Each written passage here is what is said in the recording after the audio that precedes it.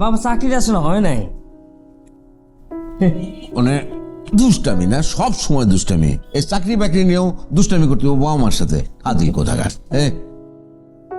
Sir চাকরিটা সত্যি সত্যি হয় নাই স্যার।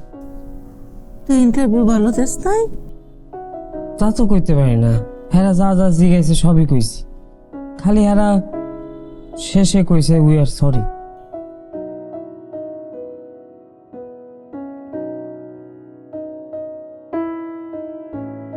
তাতে কি হয়েছে? আরে ঢাকার পোলাপানি তো 10টা 20টা 50টা ইন্টারভিউ দিয়ে একটা চাকরি পায়, আমি তো একটা দিলাম মাত্র। মিষ্টি না তোমার পছন্দ, তোমরা মন খারাপ করলে আমার ভালো লাগবে? আরে চাকরি হোক আর না হোক মিষ্টি খাও তো, আর খাও, কত ভালো মিষ্টি খাও।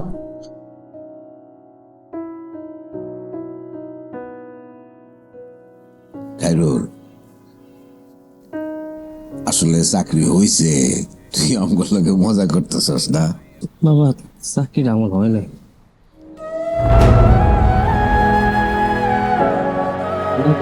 বাবা বুঝে